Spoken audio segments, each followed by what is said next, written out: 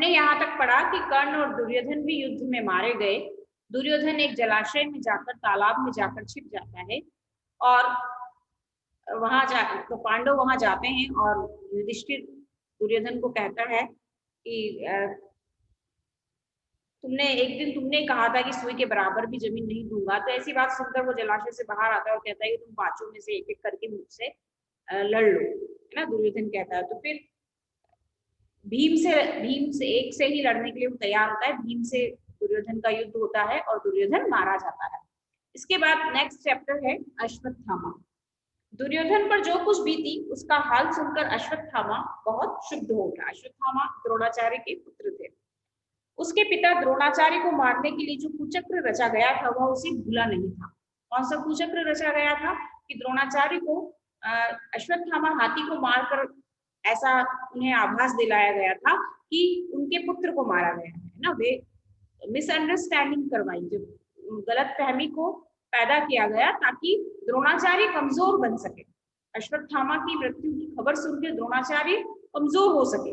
द्रोणाचार्य बहुत तीव्रता से युद्ध कर रहे थे, बहुत जोरों से युद्ध कर रहे थे, तो उनके युद्ध को कम करना था, है ना। तो क्या उसका तरीका उन्होंने, पांडवों ने क्या निकाला कि अश्वत्थामा मारा गया है, ये कहेंगे तो द्रोणाचार्य कमजोर हो जाएंगे और उनका युद्ध कौशल भी कमजोर हो जाएगा। तो इस वजह से द्रोणाचार्य मारे गए थे कि अश्वत्थामा मारा गया। वो बहुत बेचैन हो जाते हैं, बहुत दुखी हो जाते हैं। तो अश्वत्थामा उस कुचक्र को भूला नहीं था। वह उस स्थान पर जा पहुंचा जहां दुर्योधन मृत्यु की प्रतीक्षा करता हुआ पड़ा था। दुर्योधन के सामने जाकर अश्वत्थामा ने दृढ़ता पूर्वक प्रतिज्ञा की कि वह आज ही रात में पांडवों को नष्ट करके रहेगा। मृत्यु की प्रतीक्षा करते हुए दुर्योधन ने जब यह सुना तो उसका पुराना बैर फिर से जागृत हो गया और उसे कुछ प्रसन्नता हुई। उसने आसपास खड़े हुए लोगों से कहकर अश्वत्थामा को कौरव सेना का विधिवत सेनापति बनाया और बोला, आचार्य पुत्र, शायद मेरा यह अंतिम कार्य है। शायद आप ही मुझे शांति दिला सके। मैं बड़ी आशा से आपकी राह देखता रहूंगा। सूरज डूब चुका था, रात हो गई थी।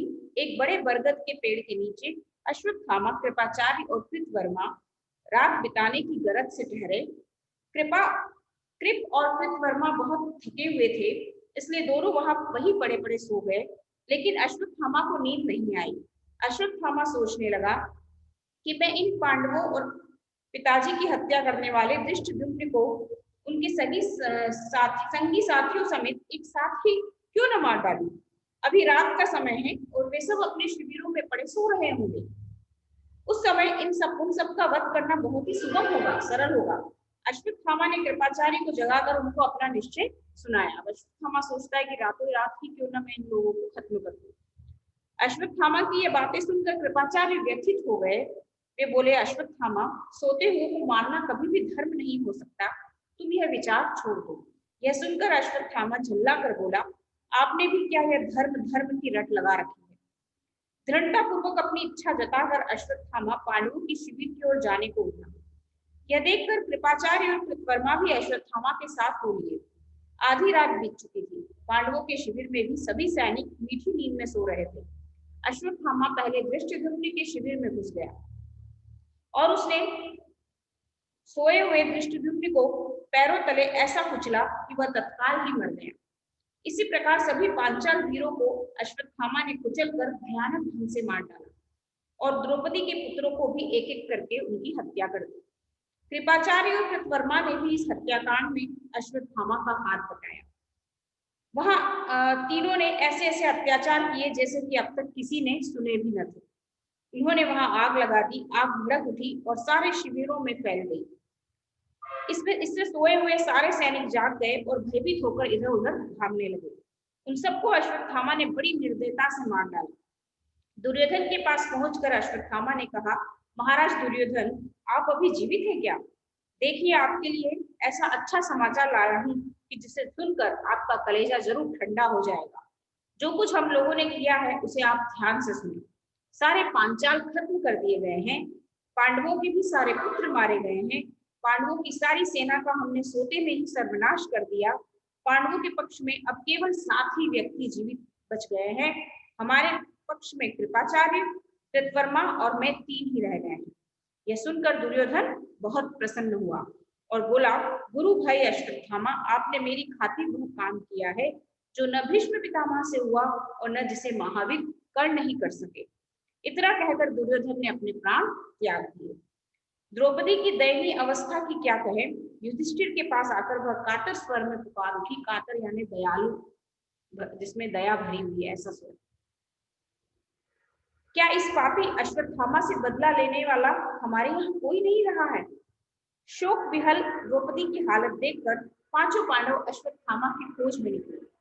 ढूंढते ढूंढते आखिर उन्होंने गंगा नदी के तट पर छिपे हुए अश्वत्थामा का पता लगा ही लिया। अश्वत्थामा और भीमसेन में युद्ध छिड़ गया, लेकिन अंत में अश्वत्थामा हार गया। पांडव वंश का नामो निशान तक मिट गया होता, लेकिन उत्तरा के गर्भ की रक्षा हो गई। समय पर उत्तरा ने परीक्षित को जन्म दिया। यही परीक्षित पांडवों के वंश का एकमात्र चिन्ह रह गया। तो अश्वत्थामा ने पांडवों के सभी पुत्रों को एक एक करके मार डाला। कोई भी वंशज नहीं बचा था, पांचों पांडव के अलावा कुछ भी नहीं बचा था। कोई पुत्र उनका नहीं बाकी रहा था। केवल उत्तरा के गर्भ में एक परीक्षित बचा था, जो अभिमन्यु का पुत्र था। वही एकमात्र वंशज पांडवों का बचा था। हस्तिनापुर का सारा नगर निसहाय स्त्रियों और अनाथ बच्चों के रोने कलपने के हृदय विदारक शब्दों से गूंज उठा। युद्ध समाप्त होने का समाचार पाकर हजारों निसहाय स्त्रियों को लेकर वृद्ध महाराज धृतराष्ट्र कुरुक्षेत्र की समरभूमि में गए, जहां एक ही वंश के बंधु बांधवों ने एक दूसरे से भयानक युद्ध करके अपने ही कुल का सर्वनाश कर डाला था। धृतराष्ट्र ने बीती बातों को स्मरण करते हुए बहुत विलाप किया। अब तो विलाप ही केवल हो ही सकता था धृतराष्ट्र, क्योंकि उसी की वजह से इतना बड़ा महाभारत युद्ध हुआ। यदि वह पुत्र से इतना अधिक स्नेह नहीं करता, अपने पुत्र के स्नेह में अंधा नहीं रहता, आंखों से तो वह, नेत्रों से तो अंधा ही था, लेकिन पुत्र के स्नेह में वह अधिक अंधा था, मन से भी अंधा था। तो उसने पुत्र की, अपने दुर्योधन की सभी गलत नीतियों का उसने समर्थन किया, उसे बढ़ावा दिया, और इसी वजह से आपस में भाई भाई लड़े और पूरे कुल का सर्वनाश हो गया। इसके बाद है 38 युधिष्ठिर की वेदना, युधिष्ठिर का दुख कष्ट। कुछ देर बाद युधिष्ठिर रोती बिलखती हुई स्त्रियों के समूह को पार करते हुए भाइयों व श्री कृष्ण सहित धृतराष्ट्र के पास आए व नम्रता पूर्वक हाथ जोड़े खड़े रहे।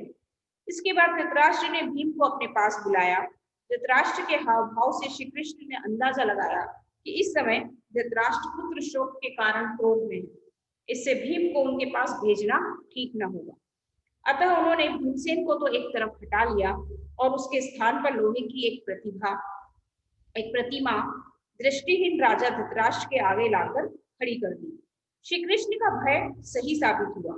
वृद्ध राजा ने प्रतिमा को भीम समझकर जो ही छाती से लगाया, क्योंकि उन्हें याद हो आया कि मेरे कितने ही प्यारे बेटों को इस भीम ने मार डाला है। इस विचार के मन में आते ही धृतराष्ट्र शुद्ध हो उठे और उसे जोरों से छाती से लगाकर कस लिया। प्रतिमा चूर चूर हो गई, पर प्रतिमा के चूर हो जाने के बाद धृतराष्ट्र को ख्याल आया कि मैंने ये क्या कर डाला। वो दुखी हो गए और शोक विहल होकर बोले, हाय क्रोध में आकर मूर्खतावश मैंने यह क्या कर डाला, भीम की हत्या कर दी। यह कह के वे बुरी तरह विलाप करने लगे। अब ये सारा युद्ध समाप्त होने के बाद युधिष्ठिर अपने भाइयों के साथ और श्री कृष्ण के साथ धृतराष्ट्र के पास जाते हैं, और श्री कृष्ण धृतराष्ट्र के हाव भाव से समझ जाते हैं कि पुत्र वियोग के कारण, तो इसे वो बहुत अधिक दुर्योधन से स्नेह करते थे, और दुर्योधन के मरने के कारण, उसे वियोग के कारण वो बहुत अधिक क्रोध में है, अंदर से बहुत अधिक क्रोधित है। तो उन्होंने भीम को उनके पास, धृतराष्ट्र वहां खड़े, और जब पांडव खड़े हुए थे, धृतराष्ट्र भीम को बुलाते हैं, तो श्री कृष्ण समझ जाते हैं कि इनके अंदर बहुत गुस्सा है, बहुत क्रोधित है, ये उनका पुत्र मारा गया है इसलिए बहुत क्रोधित है। तो वे भीम को उनके पास नहीं भेजते और भीम की प्रतिमा को भेजते हैं। प्रतिमा यानी मूर्ति है ना, भीम की मूर्ति को भेजते हैं, मूर्ति को वहां खड़ा कर देते हैं। और वही होता है जिसका अंदाजा श्री कृष्ण लगाते हैं कि क्रोध में आकर जैसे ही वह भीम की मूर्ति को गले लगाता है धृतराष्ट्र, तो उसके मन में वह विचार आ जाता है कि इस भीम ने मेरे कई पुत्रों को मारा है। और यह विचार आते ही वह उसे बहुत अधिक गुस्सा आता है, वो पूरी प्रतिमा को कसकर जोरों से पकड़ता है, जिससे कि पूरी मूर्ति चकनाचूर हो जाती है, टूट जाती है। इस पर श्री कृष्ण ने धृतराष्ट्र से कहा, राजन क्षमा करें, मुझे पहले से ही मालूम था कि क्रोध में आकर आप ऐसा काम करेंगे, इसलिए उस अनर्थ को टालने के लिए मैंने पहले से ही उचित प्रबंध कर रखा था। आपने जिसको नष्ट किया है वह भीमसेन का शरीर नहीं बल्कि लोहे की मूर्ति थी। आपके क्रोध का ताप उस पर ही उतरकर शांत हो गया। भीमसेन अभी जीवित है। यह सुनकर धृतराष्ट्र के मन को धीरज बंधा और उन्होंने अपना क्रोध शांत कर लिया। उन्होंने सभी पांडवों को आशीर्वाद देकर विदा किया। धृतराष्ट्र से आज्ञा पाकर पांचों भाई श्री कृष्ण के साथ गांधारी के पास गए। गांधारी का शोकोद्रेक देखकर अर्जुन भी डर गया और श्री कृष्ण के पीछे ही खड़ा रहा, कुछ बोला नहीं। गांधारी ने अपने दग्ध हृदय को, यानी वो भी बहुत अधिक दुखी थी क्योंकि सारे पुत्र मारे गए थे, तो वो उसका दुख देखकर, दुख में वो इतनी अधिक व्याकुल थी, इतनी बेचैन थी, उसका दुख देखकर अर्जुन भी डर गया कि इतनी दुखी महिला से, दुखी स्त्री से हम कैसे बात कर सकते हैं। पर गांधारी ने अपने दग्ध यानी पूरे जो दुख में डूबा हुआ उसका हृदय था उसे शांत कर लिया और पांडवों को आशीर्वाद देकर विदा किया। युधिष्ठिर आदि सब वहां से चले गए, परंतु द्रौपदी वही गांधारी के पास ही रही। अपने पांचों सुकुमार बालकों के मारे जाने के कारण द्रौपदी शोक विहल होकर रो रही थी। उसकी अवस्था पर गांधारी को बड़ी दया आई। वह बोली, बेटी दुखी न हो, मैं और तुम एक ही जैसी हैं, हमें सांत्वना देने वाला कौन है? इस सबकी दोषी तो मैं ही हूँ, मेरे ही दोष के कारण आज स्कूल का सर्वनाश हुआ है, पर अब अपने को भी दोष देने से क्या लाभ? युधिष्ठिर के मन में यह बात समा गई थी कि हमने अपने बांधवों को मारकर राज्य पाया है। इससे उनको भारी व्यथा रहने लगी, बहुत चिंता रहने लगी। युधिष्ठिर को बहुत दुख था, वो धर्मराज थे ना, धर्म पर चलने वाले राजा थे, तो उन्हें बहुत दुख हुआ कि हमने अपने ही भाइयों को मारकर फिर इस राज्य को प्राप्त किया है। तो ये दुख उनके अंदर बहुत गहरे से बैठ गया था। तो उन्होंने अंत में उन्होंने वन में जाने का निश्चय किया ताकि इस पाप का प्रायश्चित हो सके। यह सुनकर सब भाइयों पर मानो वज्र गिर गया। वज्र यानी प्रहार हो गया, भारी जो हथियार वज्र होता है वो गिर गया। वे बहुत चिंतित हो उठे और बारी बारी से सब युधिष्ठिर को समझाने लगे। अर्जुन ने गृहस्थ धर्म की श्रेष्ठता पर प्रकाश डाला। भीमसेन ने कटु वचनों से काम लिया। नकुल ने प्रमाण पूर्वक यह सिद्ध करने का प्रयत्न किया कि कर्म मार्ग न केवल सुगम है बल्कि उचित भी है, जबकि संन्यास मार्ग कठिना और दुष्कर है। इस तरह देर तक युधिष्ठिर से वाद विवाद होता था। सभी भाई समझाते रहे अपने अपने तरीके से कि युधिष्ठिर वन की ओर न जाए, संन्यास न ले। सहदेव ने नकुल के पक्ष का समर्थन किया और अंत में अनुरोध किया कि हमारे पिता, माता, आचार्य, बंधु सब कुछ आप ही हैं। आपकी ढिठाई को, हमारी ढिठाई को क्षमा करें। द्रौपदी भी इस वाद विवाद में पीछे न रही। वह बोली, अब तो आपका यही कर्तव्य है कि राजोचित धर्म का पालन करते हुए राज्य शासन करें और चिंता न करें। तब शासन सूत्र ग्रहण करने से पहले युधिष्ठिर भीष्म के पास गए, जो कुरुक्षेत्र में शैया पर पड़े हुए मृत्यु की प्रतीक्षा कर रहे थे।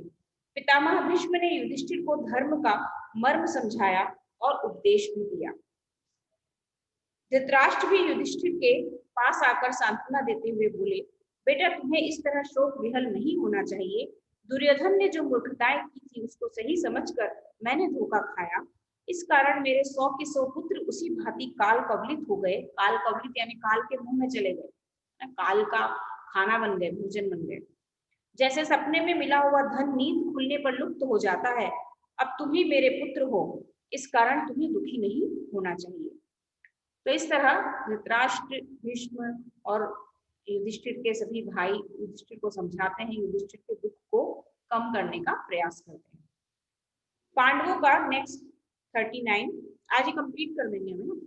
पांडवों का धृतराष्ट्र के प्रति व्यवहार।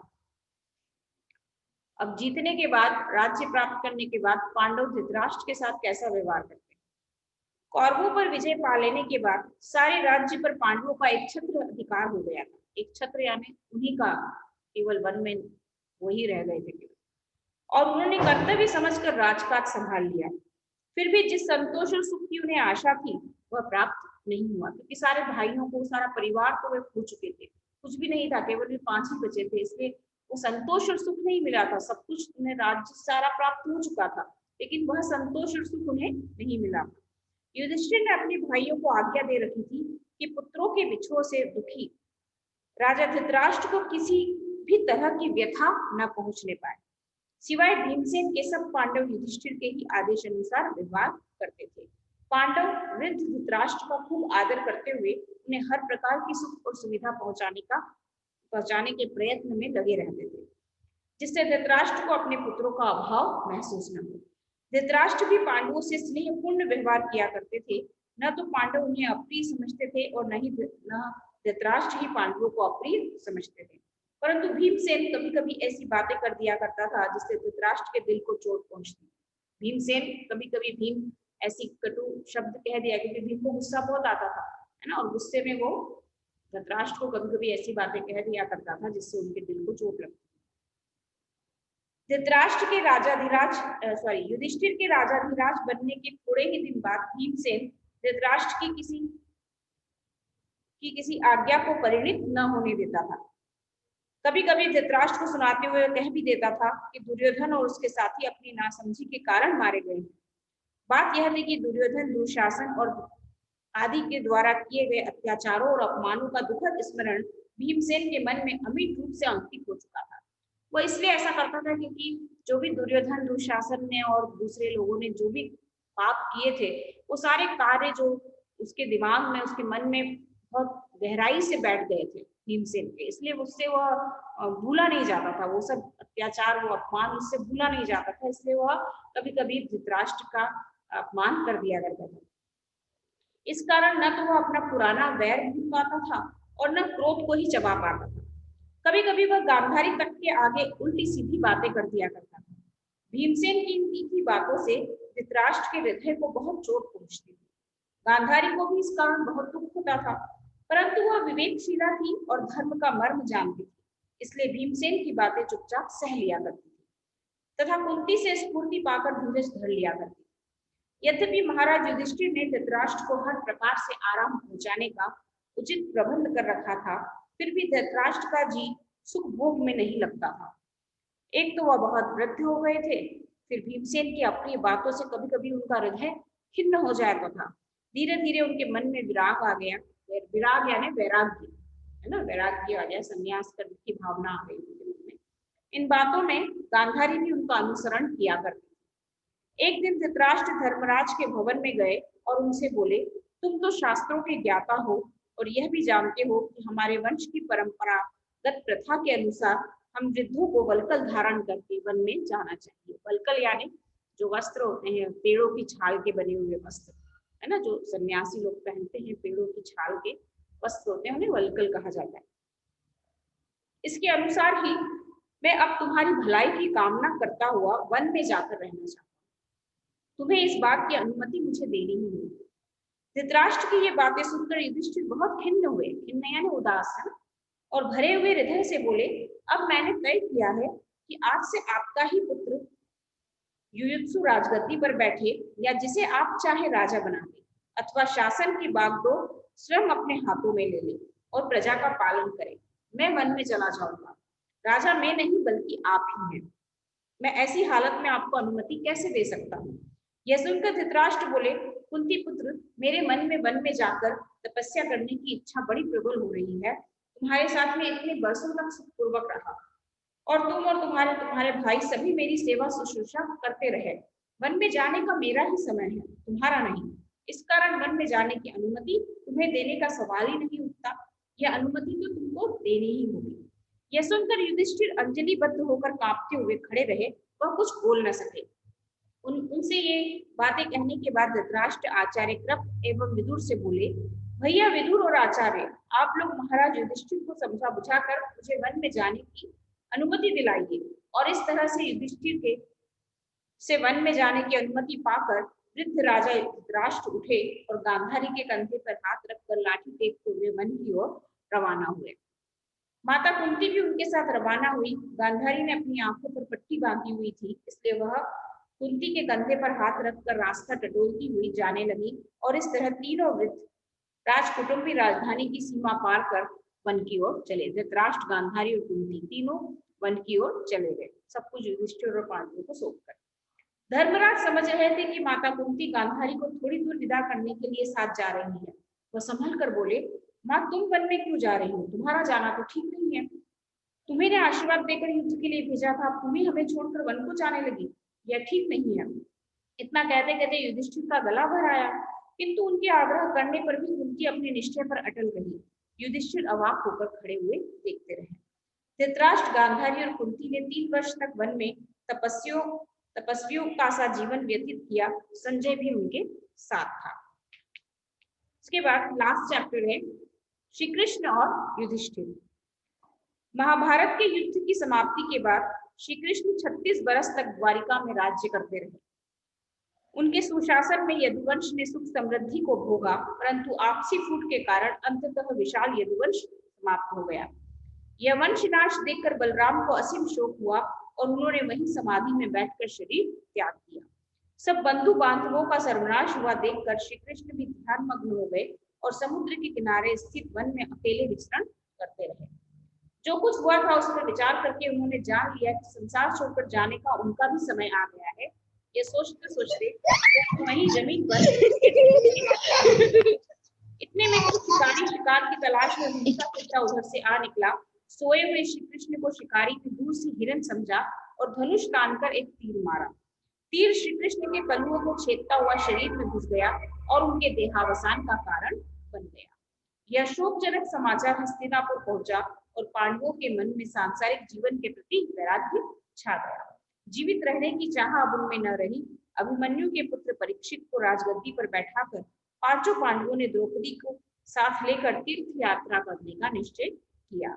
वे हस्तिनापुर से रवाना होकर अनेक पवित्र स्थानों के दर्शन करते हुए अंत में हिमालय की ओर चल दिए।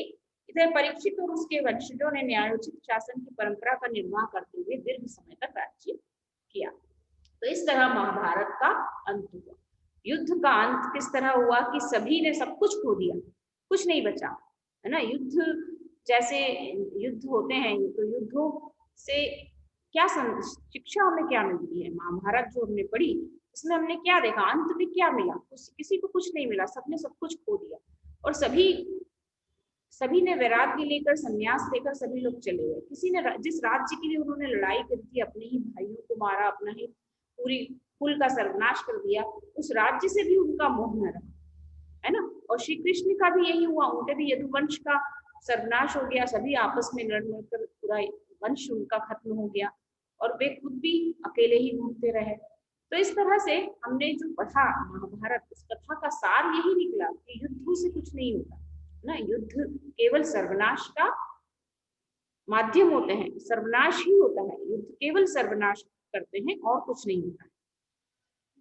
तो महाभारत हमने कंप्लीट कर ली है ना। अब इसके क्वेश्चन आंसर बचे हैं एक चैप्टर के, तो मैं कोशिश करती हूँ 2 या 3 चैप्टर रोज आपको भेजती रहूं, तो आप उसे लिखते रहें, ठीक है।